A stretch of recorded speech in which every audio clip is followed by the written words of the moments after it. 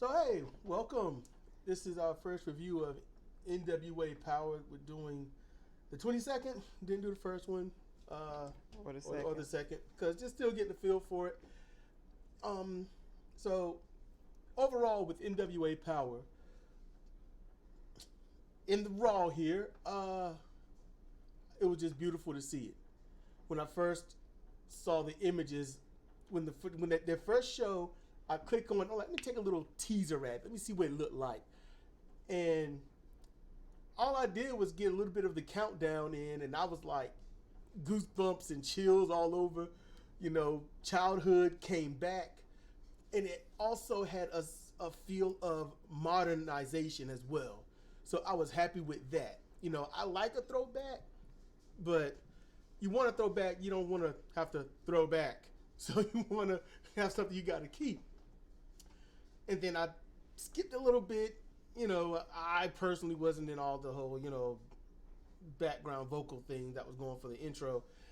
And I saw a little bit of I saw the wrestling ring, and I'm like, yay. So everything, just chills, goosebumps, adrenaline rush.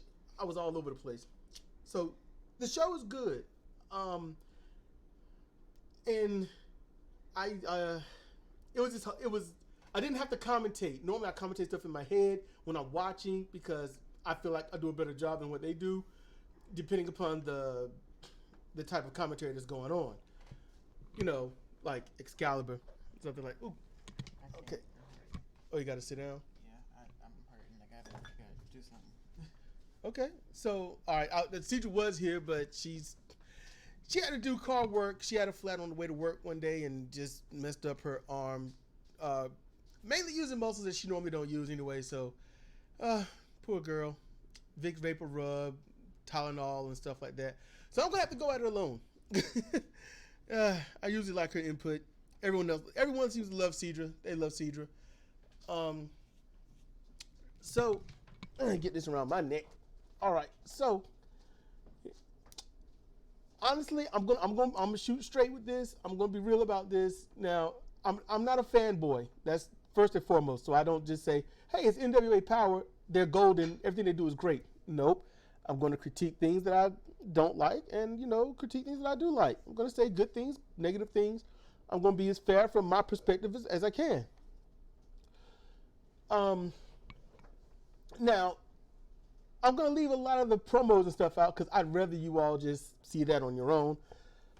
Rather you enjoy that. And also, you don't have to stare at the screen. I'm just going to just talk and chill like that. Just talk. So if you're doing something, you're driving, whether it's night or in the day when you see this, you don't have to look at the screen. I'd rather you just watch the road. All right? You're working around the house, but you got this turned up, just so you can listen while you're doing stuff. That's great. So I'm trying to be real life friendly here. All right? Now, the first match was Crystal Rose with a grunge look versus Marty Bell. And now these are match spoilers, so if you don't want to hear the spoils, then you might want to watch the show and then, listen to this. So I'm just want to give you forewarning on that, all right? Now, the match itself, I wasn't too much of a fan of. And I do wait to see those females in action that just go. They just wrestle. And these two females are not it. They just aren't. They can wrestle. They do know how to perform the moves. They do know how, some facials and stuff. There were some errors. I don't know how green one is. I don't know how long either one has been wrestling. I don't. I'm just being introduced to these girls right here.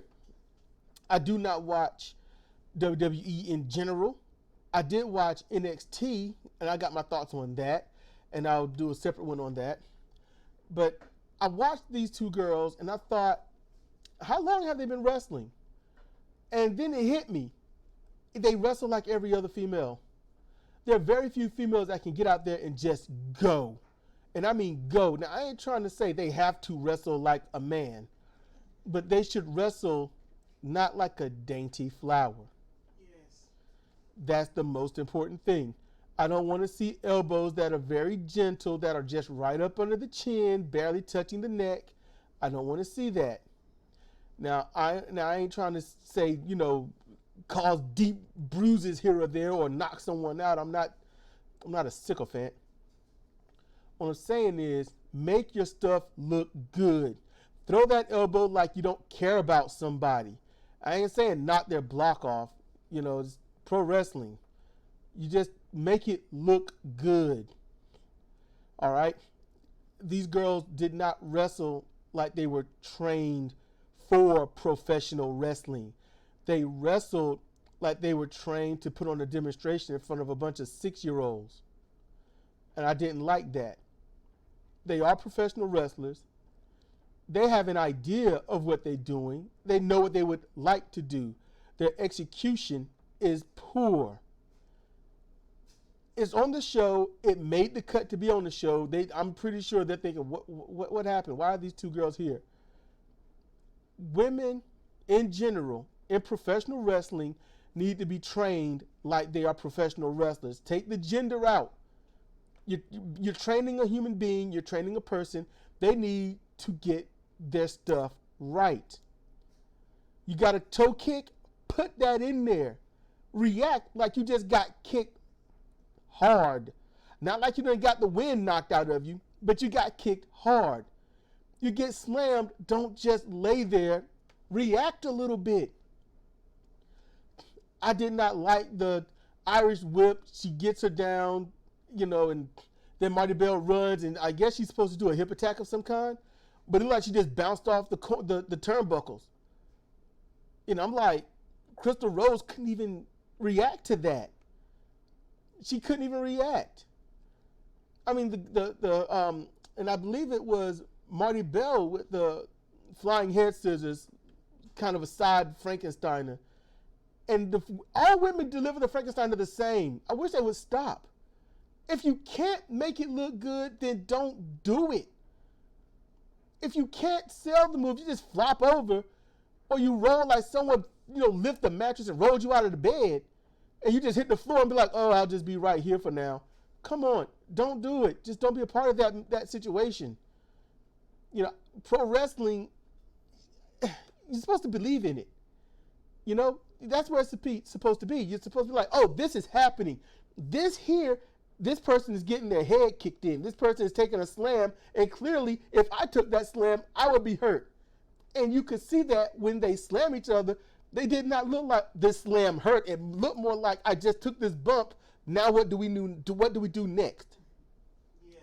I did not like that. Train the girls to put their stuff in. Throw an elbow. Make it look like it hit them. You throw a kick. Make it look like it connects. You put on a slam them and look like you meant to slam them. Not, I slammed you. All right, are we cool still? You're not mad yet, are you? You need to put in your stuff. I'm trying to not curse, okay? And I like to swear a lot, all right? I'm trying not to. The match ends with Marty Bell using the butterfly face buster. And that didn't look well. It looked like, oh, she just took a finisher, maybe?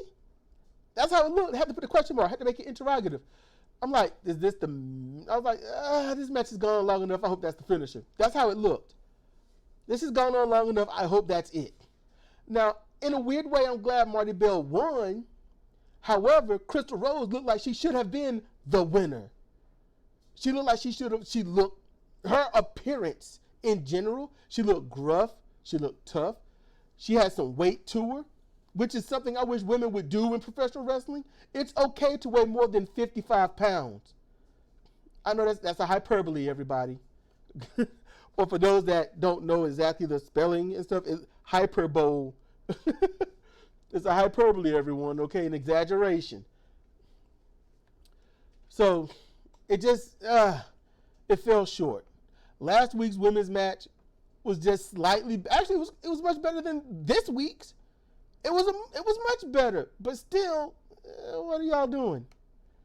It's like that. I really wish somebody would train these women to just get in the ring and go. Just do it. Oh man, protect your faces. Make sure you look pretty when it's over. That's what it looks like. You gotta wrestle like you don't care about your looks. You gotta wrestle like you're trying to feed your family. Because when you are a professional wrestler, that's what profession means. That means that's what puts bread on the table. You know it like the back of your hand, and that's your thing. And your thing is what nobody else is going to be able to do because that is your thing. They don't do that. They make it look like, well, you know what? I can get in there and flop around. I can do that and get some money. Go home. Give me some tights, a singlet. I'll be all right. Well, for me, a tight singlet and a shirt. You don't want to see all this. They'll just turn the lights out. Be like, this is a legitimate dark match. So just throwing that out there. Okay, some interviews come and go. They were good. Captain Morgan showed up. I like him. Great crowd participation. I love that. And matter of fact, in general, let me get on the promos. The promos are amazing. They aren't, let me come out and insult you. They aren't, let me see if I can get the last word. It's not at that moment yet. They're going to get there eventually, but I hope it's not stupid. It's not, how can I insult you more than you can insult me and embarrass you and then speak so great about myself no matter how much you hate me? They aren't doing that. This is a business. This is pro wrestling. We all need food on the table. So even the heels will give credit where credit is due from a fan's point of view, and I like how they do that. I also like how they have great crowd participation. It's not like we have a script and we can't veer off of it. And when the crowd is saying something, they respond. The wrestlers respond. And that is amazing. That right there put their promos above every other company right now in the professional wrestling industry. So that is great for the promos. That's great for the crowd because you don't want to just pay your ticket, watch something, and no one gives a damn. No, they're there. They get to say something, and not only will the crowd participate with the wrestlers, but the crowd participates with the crowd. They will chant for their wrestler. They will chant for NWA because when they chant for the company, they're chanting for that style, that type, and they're saying this is great. There's been times where you get no chant for anybody.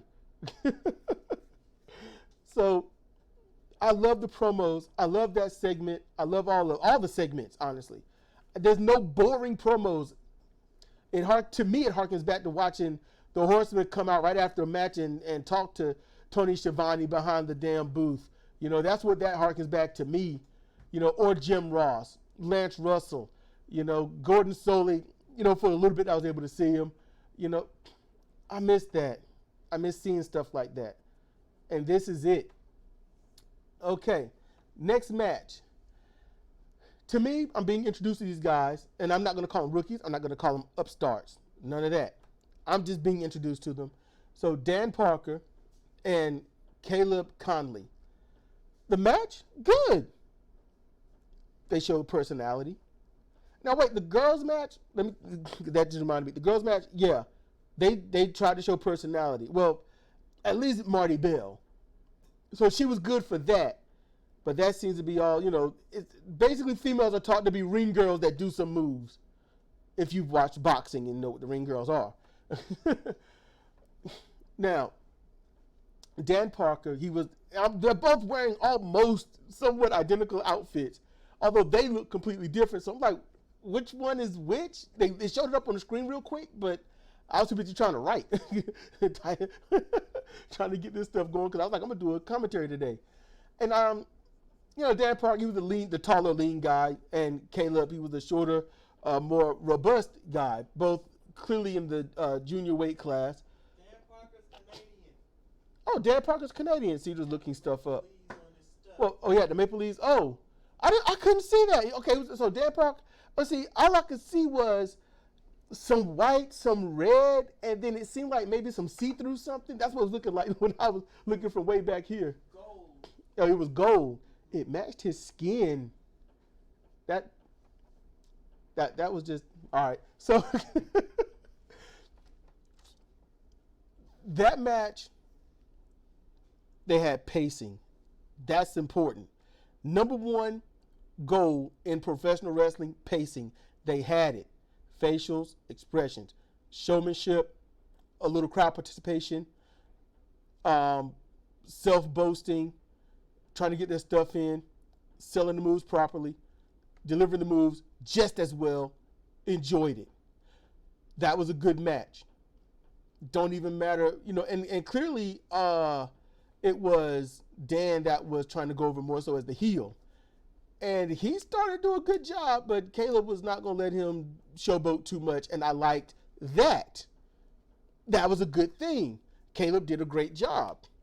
Caleb goes over. He wins. He used a double jump 180 moonsault press right in the corner. They called it a springboard. I'm like, not necessarily. I mean, I get it, but not necessarily. And, I thought it was good. I thought it was a good finish. I like seeing that someone can use the moonsault, although the moonsault is extremely used, so much so that now people are starting to kick out of it left and right. That's not cool. But at least I like to see that as being used as a finishing move somewhere, a legit finishing move. And he got his little thing on it. It ain't the best moonsault ever, but it's definitely something, and I like it. Thing is he going to be able to do that when he's 50, if he's still wrestling? Just saying. Some things you got to think about. But hopefully, if he's smart, when he gets to a certain point where he's like, I don't know about doing this move so much, he might change up how he does it, or just make up a new finisher. And I wish others would do that. So, like Naito, I can't see if he's still wrestling at 55, him doing that, doing Destino. Can't see it. Not unless they extremely help him out. Okay.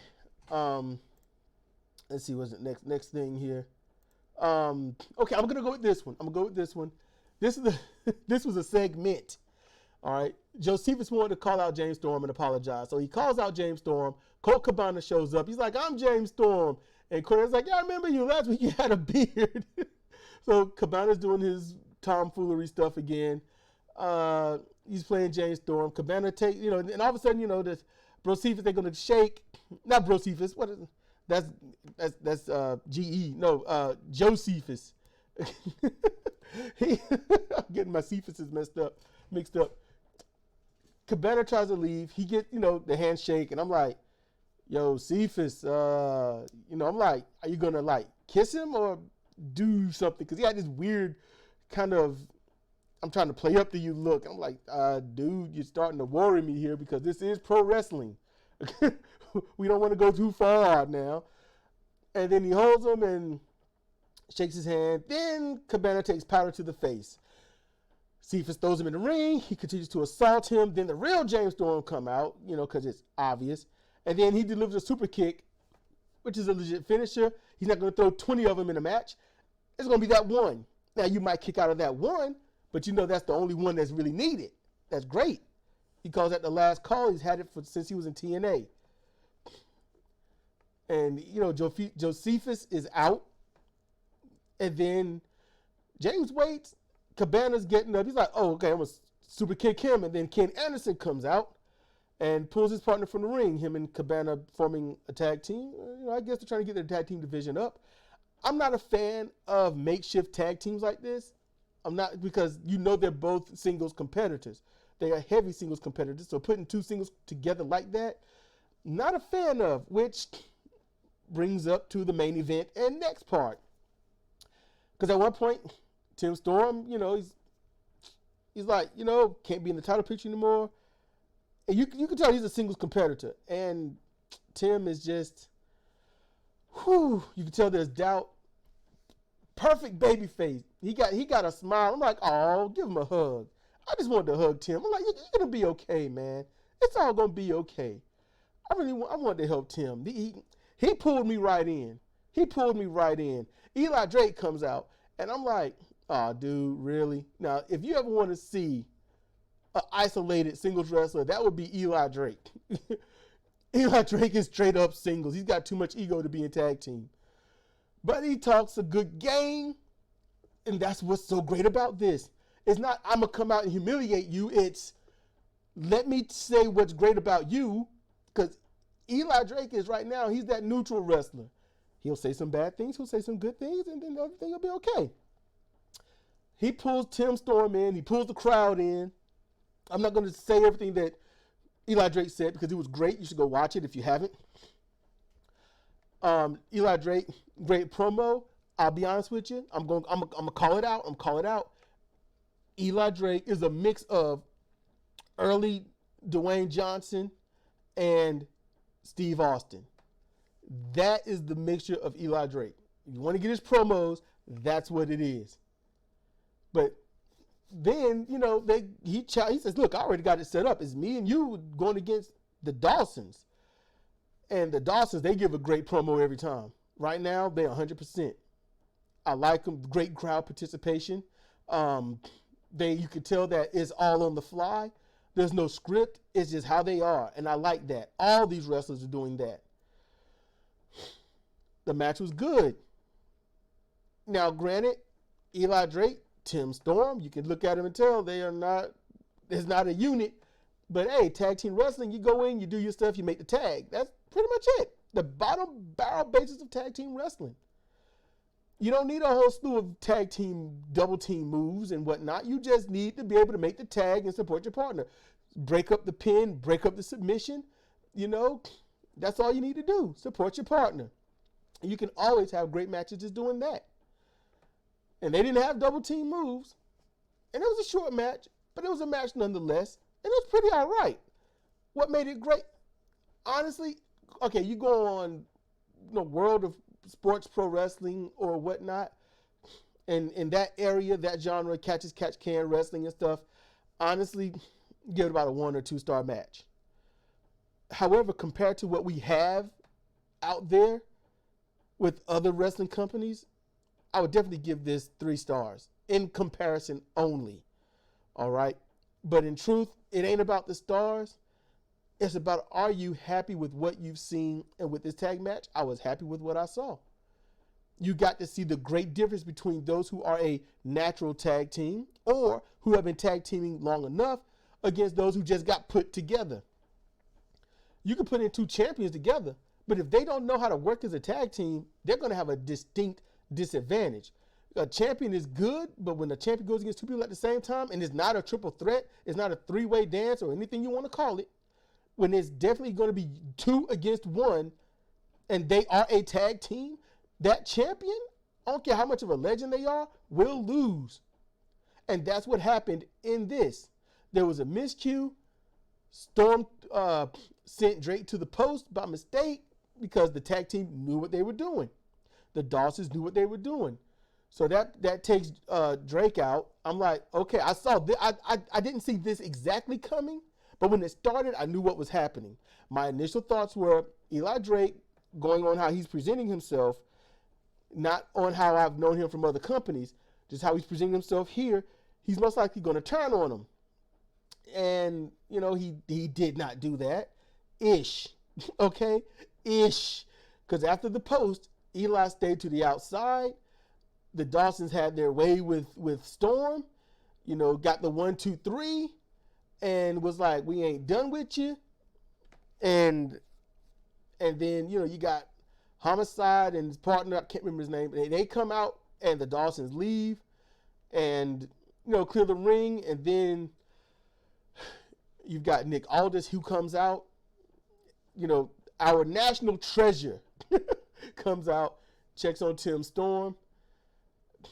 And all honesty, if you put those 2 as a tag team in there with the Dawsons, they'll look good for a while. Dawson should lose. Just saying. That's how that should roll.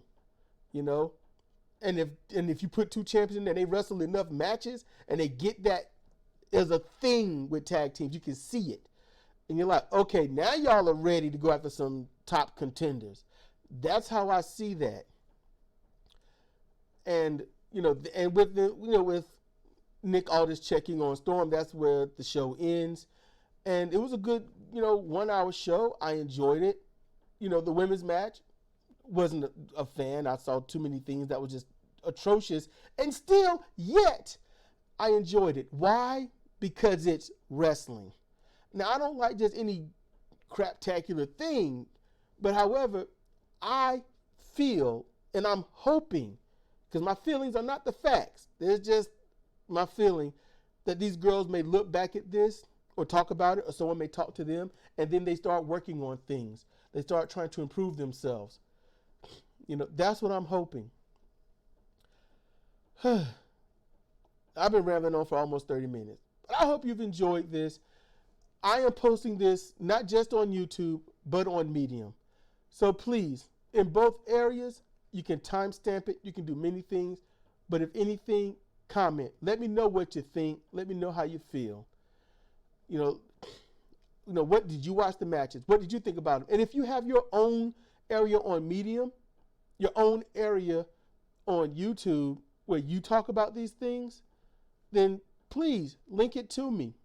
I'll take a listen easily. I'll even comment saying, I followed your link and I'm here. I'll put that. That'll be like the first thing I put or something like that. That's what I'm working with. That's how I like to roll with all this. Oh man, I'm looking at my screen now. And that really came out bad for Natural Born Supreme. Oh man, why didn't I catch that back then? Anyway, this has been, Cedric wasn't here, but this has been Cedric for Comparative Reasoning and CR Fire Pro Road, CR Wrestling Commentary. And though she wasn't here, but Cedric Owens for The Wicked Orchard. She's also a novelist. Check out her book, A Haven Amidst Perdition. Check out Wildflowers. Check out Quitting Time. She's released these. They're great reads. Check them out. Find them on Amazon, paperback and ebook. You can find them other places online as well. It's all good. With that, thank you for listening. Thank you if you was looking at the screen for these matches. Thank you for watching. And in all honesty here, you want to see this right here was a big event, y'all. You got to catch them. You can check out my CR Fire Pro 2019 and see back on that and catch up all that. Even 2018 to see exactly where everything began and whatnot. So as that fight begins, this ends. Good night.